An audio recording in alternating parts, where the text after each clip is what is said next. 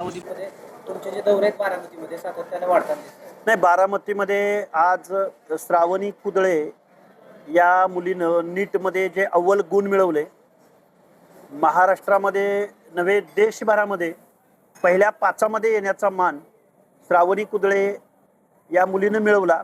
तिचा सत्कार करणं, तिच्या आईवडिलांचा सत्कार करणं, तिच्या शिक्षकांचा सत्कार करणं, या दृष्टिकोनातून आज आम्ही बारामतीमध्ये आलेलो होतो.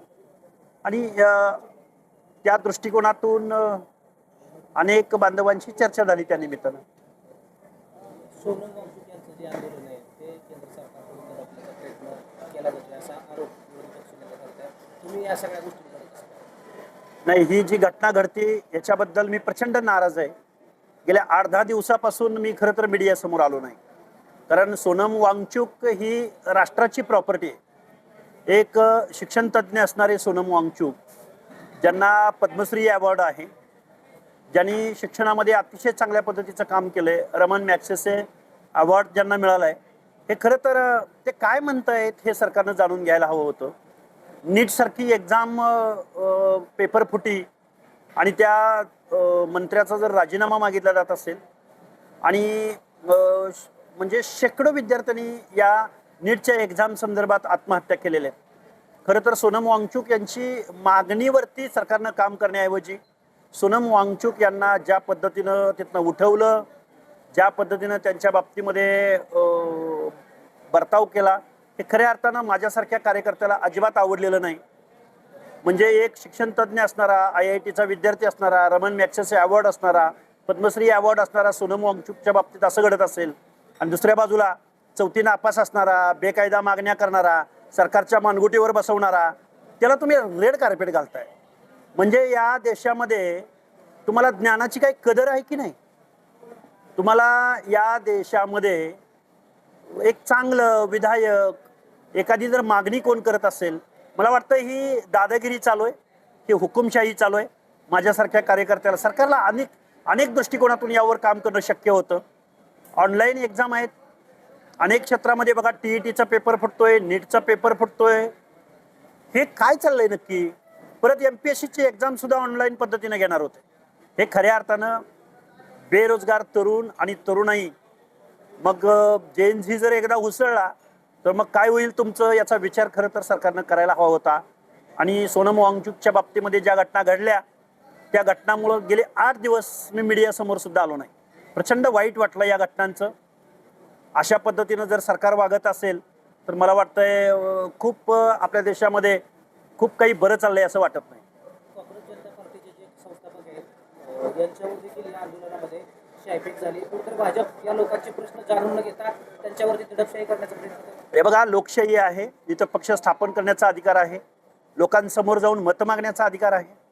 आणि जर तुम्ही अशा पद्धतीनं दडपशाही करणार असाल तर मला वाटतं भारताच्या लोकशाहीची वाटचाल ही हुकुमशाहीकडे चालली की काय, असा माझ्यासारख्या कार्यकर्त्याला प्रश्न पडतो. देशात हुकुमशाही सुरू आहे आणि सोनम वांगचुक यांना जीवे मारण्याचा प्रयत्न केला जातोय असा आरोप संजय राऊत यांनी केला. हे बघा, सोनम वांगचुक यांच्या बाबतीमध्ये जे घडलंय ते अतिशय निषेधार्ह आहे. हे जे काही घडतंय बघा, डिलिमिटेशनसाठी या देशामधल्या विरोधी पक्षांचे खासदार फोडण्याचं काम सरकारकडून चालू आहे. डिलिमिटेशन व्हावं असं भारतातल्या प्रत्येक नागरिकाला वाटतंय ना, मग तुम्हाला पक्ष फोडावे का वाटतंय? म्हणजे तुम्हाला डिलिमिटेशन मधून देशाचं भलं करायचं असेल, पारदर्शक पद्धतीने तुम्ही ते बिल आणा ना. देशभरामध्ये कुणाचा विरोध असण्याचं काहीच कारण नाही. समान प्रतिनिधित्व आणि योग्य प्रतिनिधित्व 1980 नंतर जर तुम्ही डिलिमिटेशनचा कायदा आणत असाल तर मला वाटतं इथं विरोध व्हायचं काहीच कारण नाही. मला वाटतं सरकार स्वतःच्या सावलीला भीतंय. आणि अनेक प्रकारे जो महाराष्ट्रातल्या ग्रामीण भागामध्ये जो अंडरकरंट आहे तो इथल्या सत्ताधाऱ्यांच्या विरोधामध्ये आहे. महाराष्ट्रामध्ये तर नक्की काय चाललंय हेच आम्हाला उमजेन असं झालंय. कोण कुठल्या पक्षाबरोबर आहे, कोण सत्तेमध्ये आहे आणि कोण विरोधामध्ये, तर माणूसच दिसत नाही. आणि मग असंच जर घडत राहिलं आणि विरोधामध्ये राहून जर काम करता येत नाही असं जर इथल्या राज्यकर्त्यांना, पुढाऱ्यांना, आमदारांना, खासदारांना वाटायला लागलं तर मला वाटतंय आपण लोकशाहीच्या अंताकडे जात आहोत. या देशामध्ये हुकुमशाही यायला जास्त वेळ लागणार नाही. लक्ष्मण हाके सामान्य माणसासोबत आहेत, लक्ष्मण हाके जनतेसोबत आहेत, लक्ष्मण हाके इथल्या बेरोजगार तरुणांच्या सोबत आहेत. लक्ष्मण हाके सोनम वांगचुक सारख्या कार्यकर्त्याबरोबर आहेत, जो कार्यकर्ता माझ्या देशाचं ॲसेट आहे, जे सोनम वांगचुक यांना रमण मॅग्सेसे सारखा अवॉर्ड देऊन त्यांचा जर सत्कार होत असेल आणि तुम्ही जर अशा पद्धतीने वागत असाल तर त्या देशाला काय वाटलं असेल? हे भयंकर आहे. येणाऱ्या कालावधीमध्ये राष्ट्रवादी काँग्रेस पार्टी शरदचंद्रजी पवार पक्ष एनडीए मध्ये सत्यात सहभागी होणार आहे. सुप्रिया सुळेंना केंद्रात मंत्रिपद मिळणार आहे अशी चर्चा. हे बघा, पवार फॅमिली ही एकत्रच आहे. शरदचंद्रजी पवार, अजितदादा पवार हे दोन्ही गट हे भाजप बरोबरच काल होते, आज आहेत, उद्या आहेत. मला वाटतं ही जवळजवळ 15 ते 16वी प्रेस असेल की त्यामध्ये मी असं बोललोय कि एक गोष्ट, एक बात अंदर से होती है, एक बात बाहर से होती है. शरदचंद्रजी पवार हे मोदींचे आणि अमित शहाचे मित्र आहेत, अदानींचे मित्र आहेत. त्यामुळे शरदचंद्रजी पवार सत्तेशिवाय राहू शकत नाहीत. त्यांचे जे काही खासदार असतील ते खासदार डिलिमिटेशनच्या या मोहिमेमध्ये सहभागी आहेत. जात नव्हते फक्त उद्धव ठाकरे गटाचे खासदार, तर त्यांचा डायरेक्ट प्रवेश तिकडे केला गेलेला आहे. त्यामुळं या महाराष्ट्रामध्ये विरोधकाची भूमिका कोणी बजावेल असं मला वाटत नाही. देशभरामधला विरोधक संपवण्याचं काम सुरू आहे. आता इथून पुढं तरुणांच्या प्रश्नावर, युवकांच्या प्रश्नावर युवकांना समोर यावं लागेल. शेतकऱ्यांच्या प्रश्नावर शेतकऱ्यांना समोर यावं लागेल. ओबीसी, एससी, एसटी या बांधवांना आपापल्या प्रश्नावर, आपले प्रश्न कुठला आमदार उचलेल, कुठला विरोधी पक्ष उचलेल, कुठल्या पक्षाच्या अजेंड्यावर येईल असं मला तरी वाटत नाही. आत्ता आज रोजी एससी आणि एससी बांधवामध्ये जी काही मारामारी लावलेली आहे, जे काही या दोन बांधवांमध्ये जे युद्ध चालू आहे महाराष्ट्रामध्ये, हे जर बघितलं तर राजकारणासाठी इथले राज्यकर्ते लोक काय करतील त्याचं हे उदाहरण आहे. अरे डॉक्टर बाबासाहेब आंबेडकरांनी हजारो जातींना न्याय देत असताना जर अशा, अरे त्यांनी किती चांगल्या पद्धतीनं न्याय दिलाय तुम्हा सर्वांना. तुमच्यात मारामारी करायला बाबासाहेबांनी तुम्हाला आरक्षण दिलेलं नव्हतं. आरक्षण कुणाला कमी मिळालंय, कुणाला जास्त मिळालंय याचा जर काही इम्पेरिकल डाटा, वस्तुजन्य डाटा, वस्तुनिष्ठ स्वरूपानं जर कोणी गोळा केला असेल, जर कुणावर अन्याय होत असेल, सरकारनं बसावं, सरकारनं त्यावरती तोडगा काढावा. अरे दोन बांधव रस्त्यावर येऊन एकमेकाच्या हाणामाऱ्यापर्यंत प्रकरण गेलंय. हे काय चाललंय नक्की? हे कोडं न उलगडण्याच्या पलीकडचं आहे. माहितीमध्ये पदावरून सत्ता संघर्ष असल्याचं पाहायला मिळतं. एकीकडे अजित पवार गटाला जे काही अर्थमंत्री पद आहे ते देण्यास शिवसेनेचा विरोध आहे, तर दुसरीकडे जयंत पाटलांनी एकनाथ शिंदेची भेट घेतली आणि आता जयंत पाटलांना अर्थमंत्री पद मिळणार आहे अशी चर्चा. हे बघा, मुळात मला एक सांगा, मी मगापासून म्हणतोय पवार कुटुंबीय हे एकच आहे. दोन राष्ट्रवादी, या दोन राष्ट्रवादी नसून एकच राष्ट्रवादी आहे. फक्त येड्यात कोण निघालंय तर बाळासाहेब ठाकरेंचे सुपुत्र उद्धव ठाकरे. शरदचंद्रजी पवार हे 1.5 दिवसाचा पहाटेचा शपथविधी झाला होता तेव्हापासूनच भाजप बरोबर आहे. काय झालंय नक्की? जयंत पाटलांना अर्थमंत्रीपद हवंय, तर जयंत पाटलांचा अजून साखरपुडा पण झाला नाही भाजप बरोबर. कसं काय त्यांना अर्थमंत्रीपद मिळू शकतं? हे न उलगडणारी सामान्य माणसाच्या आकलनाच्या पलीकडे महाराष्ट्राचं राजकारण आहे. कोण नक्की सत्तेमध्ये आणि कोण नक्की सत्तेच्या बाहेर आहे हे उलगडत नाहीये. शिवसेनेची युती राष्ट्रवादी बरोबर, राष्ट्रवादीची युती काँग्रेस बरोबर, काँग्रेसची युती वंचित बरोबर, वंचितची युती परत अजून कुणाबरोबर, भाजपची युती एकनाथ शिंदे गटाबरोबर, एकनाथ शिंदेची. चाललंय काय नक्की? अख्खं सर्कल. काँग्रेस हा एक राष्ट्रीय पक्ष वगळता महाराष्ट्रामध्ये सर्व पक्षांची युती आहे, मिलीभगत आहे. आता काय करायचं यामध्ये? विरोधकाची भूमिका कोण घेणार? पुन्हा काँग्रेसमधले जे काही वतनदार आहेत त्यांची परत बिहाइंड कर्टन सत्ताधाऱ्यांबरोबर युती आहे. आपले कारखाने वाचवा, आपल्या दूध संस्था वाचवा, आपल्या सोसायट्या वाचवा, CBI CIDच्या ससेमिरा वाचवा. अरे विरोधकाची भूमिका घेणार कोण? सर्वसामान्यांच्या प्रश्नावर बोलणार कोण? वेगवेगळे भ्रष्टाचाराची प्रकरणं या महाराष्ट्रामध्ये उघड होत आहेत, देशभरामध्ये उघड होत आहेत आणि त्याच्या विरोधात कोणीही बोलायला तयार नाही. सत्ताधारी प्रदेश संपवते असं वाटतं का? हे बघा, आत्ताची परिस्थिती तशीच आहे. जर इथल्या जनतेनं मला महाराष्ट्राच्या आणि देशाच्या जनता ही सुज्ञ आहे असं माझं मत आहे. इथे इंदिरा गांधींची मनमानी देशातल्या लोकांनी चालवून घेतलेली नाही. इंदिरा गांधींचा सुद्धा पराभव या देशामध्ये झालेला आहे. त्यामुळं भाजपा असेल किंवा सत्तेमधले अलायन्समधले त्यांचे पक्ष असतील, विशेष करून मी बारामतीमधनं बोलतोय, पवार फॅमिलीनं सुद्धा या महाराष्ट्रातल्या जनतेला गृहीत धरलेलं आहे. पण इंदिरा गांधीचा पराभव होत असेल तर पवार फॅमिलीचा पराभव व्हायला एक क्षणाचा सुद्धा विलंब लागणार नाही. प्रश्न लढावी लागेल, लढतील. प्रत्येक वेळी माघार घेतली जाणार नाही, प्रत्येक वेळी तुम्हाला बाय दिला जाणार नाही, प्रत्येक वेळी तुमचं ऐकून नाही घेतलं जाणार, प्रत्येक वेळी कुटुंबातच सगळी पदं हा इथला सामान्य माणूस कधीही ऐकून घेतला जाणार नाही.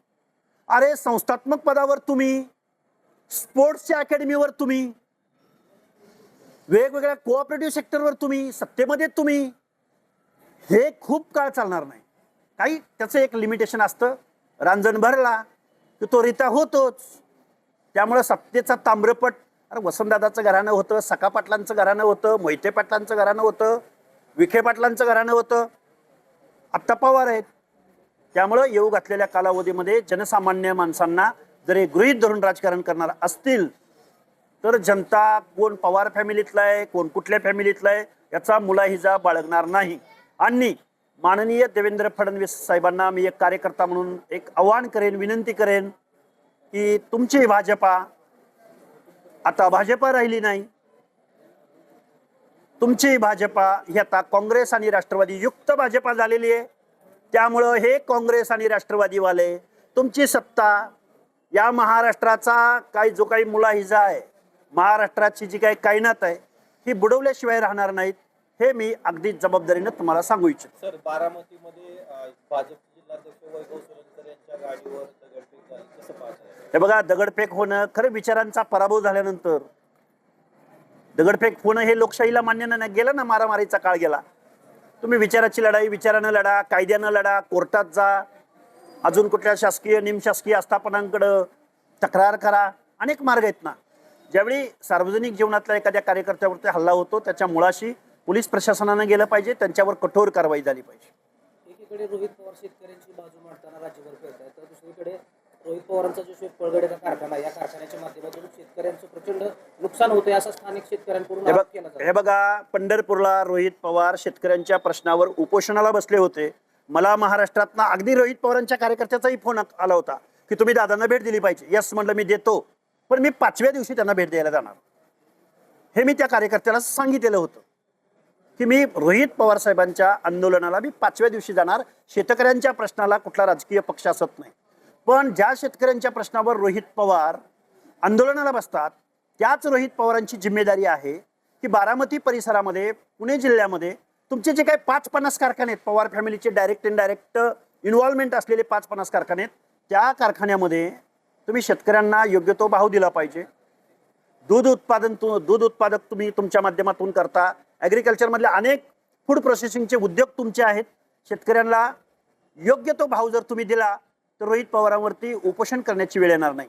आता तुमचा जो प्रश्न राहिला आहे, मी तर असं ऐकतोय की पुणे जिल्ह्यापासून म्हणजे निरेचं जे काही प्रदूषण झालंय ते अगदी आमच्या सोलापूर जिल्ह्यापर्यंत काही सर्वेज असे समोर आलेले आहेत की त्या परिसरामधल्या लोकांना प्रचंड मोठ्या प्रमाणात कर्करोग म्हणजे कॅन्सर होतोय.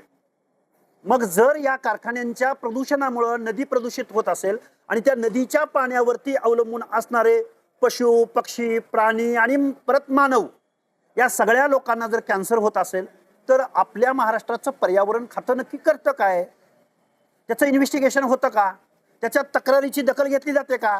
का पवार फॅमिलीचा हा उद्योग आहे म्हणून त्याला जर केराची टोपली दाखवली जात असेल तर मला वाटतंय महाराष्ट्राचं आरोग्य सुद्धा आता पवार फॅमिलीमुळे धोक्यात आहे. सर, तुम्ही सध्या भाजपवर आरोप करताय किंवा सत्ताधाऱ्यांवर आरोप करताय या पक्षफुटी संदर्भात, पण दुसरीकडं भाजपला तुम्ही ओबीसी मास बेस पार्टी किंवा ओबीसी जनरेटेड पार्टी असं संबोधत होता आणि आता नेमक्या विरोधात बोलता. हे बघा, आत्ताच्या घटना घडामोडी घडत आहेत. ओबीसीच्या बाजूनं ना सत्ताधारी बोलायला तयार आहेत, ना विरोधक बोलायला तयार आहेत, ना आमदार बोलायला तयार आहेत, ना खासदार बोलायला तयार आहेत. महाराष्ट्राच्या पावसाळी अधिवेशनामध्ये 2 आमदारांनी मला कुठंतरी प्रश्न उपस्थित करण्यासंदर्भात एक पत्र दिलेलं होतं, पण तेही प्रश्न अजेंड्यावर आले नाही. मग महाराष्ट्राच्या अधिवेशनामध्ये महाराष्ट्रातल्या 60% ओबीसींच्या प्रश्नावर एकही लक्षवेधी येणार नसेल, एकही प्रश्न मांडला जाणार नसेल, त्यांच्या आरक्षणासंदर्भात बोललं जाणार नसेल, त्यांच्या वेगवेगळ्या प्रश्नावर बोललं जाणार नसेल, तर महाराष्ट्रातल्या 60% ओबीसींनी नक्की करायचं काय? त्यामुळं कधी काळी ओबीसी हा भाजपचा DNA आहे म्हणून भाजपनं ओबीसींची मतं घेतली. इथल्या सत्तेचा राजमार्ग हा ओबीसींच्या तांड्यावरून, वाड्यावरून, वस्त्यावरून, पाड्यावरून, बलुत्या आलुत्यांच्या वेगवेगळ्या गल्ल्यामधून जात असेल आणि ते जर आमच्या प्रश्नावर काम करणार असतील, ते कुणाला घाबरून इथले आमदार खासदार जर ओबीसीच्या प्रश्नावर बोलणार नसतील, तर इथून पुढच्या कालावधीमध्ये ओबीसी स्वतःच्या प्रश्नावरती काम करतील. कशा पद्धतीने करेल? तुमचं काय धोरण आहे? भूमिका काय असणार आहे? हे बघा, आमची भूमिका तर अशी आहे, या महाराष्ट्रामध्ये आमचं कुणीच नाही, या निष्कर्षाप्रत आम्ही पोचलेलो आहोत. त्यामुळं इथून पुढच्या कालावधीमध्ये आम्हाला ओबीसीचा क्राऊड डोळ्यासमोर ठेवून काही निर्णय घ्यावे लागतात. काय निर्णय घेणार आहात? निर्णय काय? ओबीसी जनता पार्टी असेल महाराष्ट्रामध्ये, ती पुढे येईल, ओबीसींच्या प्रश्नावर काम करेल आणि आमचा जैविक बंधुभाव म्हणून SC ST बांधवांना आव्हान करेल. आमच्या SC बांधवामध्ये जी काही भांडणं लागलेली आहेत, अरे तुमचं आरक्षण या भाजपनं, इथल्या सत्ताधाऱ्यांनी, इथल्या कारखानदारांनी कधीच लोण्याचा गोळा घेऊन गेलेत. तुम्ही जे भांडताय ते बुडीत निघालेल्या बँकेच्या चेकसाठी भांडताय. आता भाजपचा DNA ओबीसी नाही, भाजपचा DNA प्रसाद लाड आहे. कशावरून? ज्या प्रसाद लाडच्या खाजगी कंपन्यांना महाराष्ट्राच्या 1,00,000 नोकऱ्या त्या प्रसाद लाडाच्या कंपनीच्या माध्यमातून महाराष्ट्र शासन 1,00,000 पोरांना 25,000पासून 2,25,000पर्यंत पगार देतोय.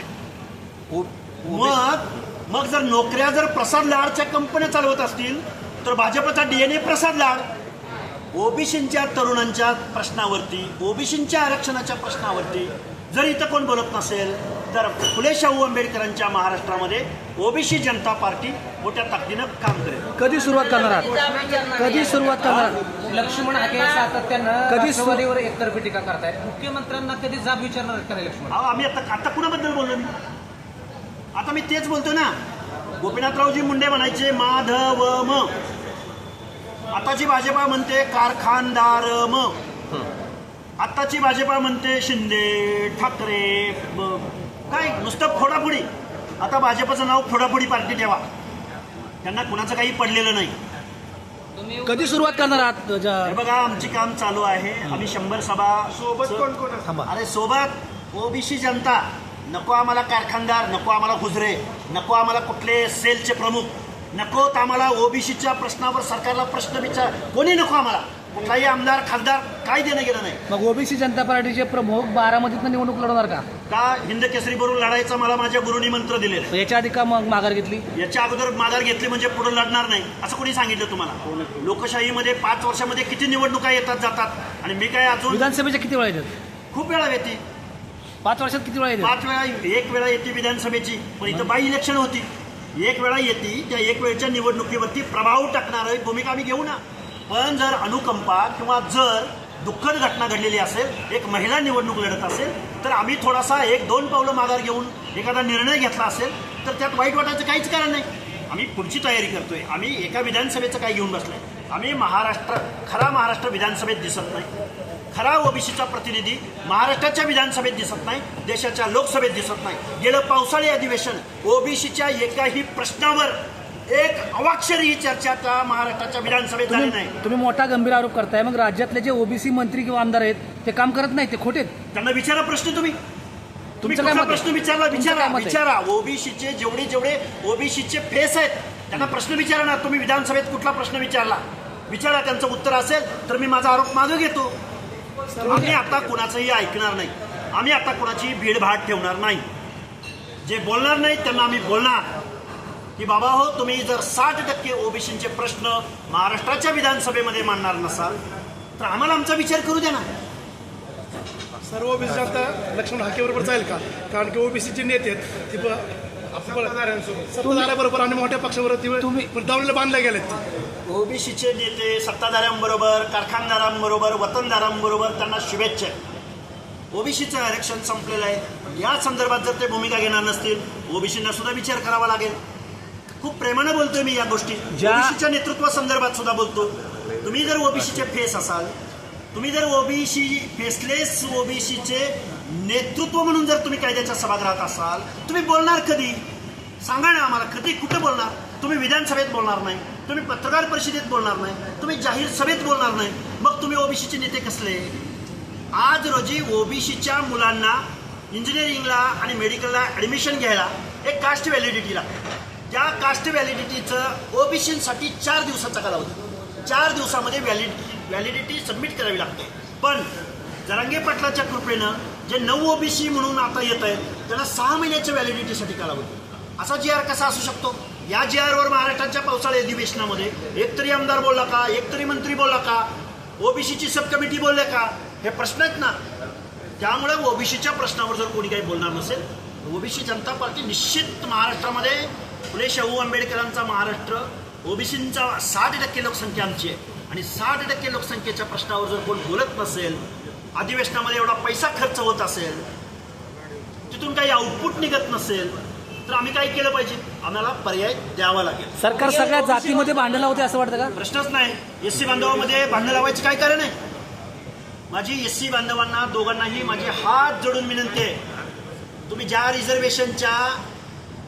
रिझर्वेशनसाठी भांडताय, ज्या भांडणातून तुम्हाला लाभ मिळेल अशी आशा आहे, अरे ते सगळे नोकऱ्या सगळ्या या इथल्या सत्ताधाऱ्यांनी आउटसोर्सिंगच्या माध्यमातून खाजगीकरणाद्वारे अरे नोकऱ्या कधीच संपलेत दादा. हो, स्वर्गीय उपमुख्यमंत्री अजित पवार ज्यावेळेस अर्थमंत्री होते त्यावेळेस तुम्ही अजित पवारांना टार्गेट करत होता, ओबीसीला निधी दिला जात नाही महामंडळाला.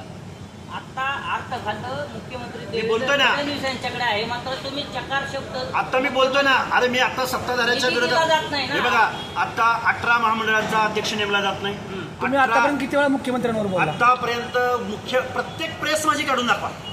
मी इथल्या सत्ताधाऱ्यांच्या तुम्ही नाव घेऊन माननीय देवेंद्र फडणवीस साहेब ओबीसींच्या नावानं, ओबीसीच्या वेगवेगळ्या जात समूहांच्या नावानं, त्यांच्या महामानवांच्या संतांच्या नावानं तुम्ही 18 महामंडळं घोषित केली. त्या महामंडळांना तुम्हाला अध्यक्ष भेटत नाही, त्याला कार्यालय भेटत नाही, त्याला एक साधा शिपाई भेटत नाही, त्याला 1 रुपयाची बजेटरी तरतूद मिळत नाही. या संदर्भात अन्यायाचं मी काय बोलतो? ओबीसीवरती अन्याय होतोय, ओबीसीच्या प्रश्नावर बोललं जात नाही, ओबीसीला बेदखल आंदोलन करणार का मुख्यमंत्री? चालूच आहे ना, चालूच आहे ना. ओबीसी जनता पार्टीसाठी तुमचे जे महागुरू आहेत ते कोण आहेत? तुमचे महागुरू कोण आहेत? माझे महागुरू गोपीनाथराव मुंडे आहेत. तुम्ही आता सांगितलं ओबीसी तुम्ही अनेक महागुरू म्हणलात. तुम्हाला वाटतं का अनेक ओबीसी महागुरू आहेत ना. चळवळीमध्ये ज्याने सर्वसामान्य माणसांच्या लढाया लढल्या, ती सगळी माणसं आमची गुरु असू शकतात ना. कोणत्या दिवशी पार्टी स्थापना करणार आहे? अरे येऊ घातलेल्या कालावधीमध्ये हे तुम्हाला सगळं बघायला भेटेल. कुठे आणि कुणाला तरी आमदार होण्यासाठी, कुणाला मंत्री होण्यासाठी, कुणाला मुख्यमंत्री होण्यासाठी, कुणाला खासदार होण्यासाठी, कुणाला MLC मिळण्यासाठी आमच्या पार्टीची घोषणा नसेल, तर सर्वसामान्य माणसांच्या प्रश्नावरती काम करण्यासाठी ओबीसी जनता पार्टीची घोषणा असेल. आणि कुणाचे लाड पुरवण्यासाठी, कुणाला मुख्यमंत्री होण्यासाठी अजिबात नाही. ओबीसी जनता, SC ST बांधव, दलित मायनॉरिटी सगळी माणसं आमच्या बरोबर असतील. ज्याला लोकशाहीची चाड आहे, ज्याला लोकशाही वाचवायची आहे, ज्या माणसांना सोनम वांगचुक यांच्या बाबतीमध्ये ज्या घटना घडल्या, ज्यांना दुःख झालं, ती सगळी माणसं आमच्या बरोबर असतील. थँक्यू.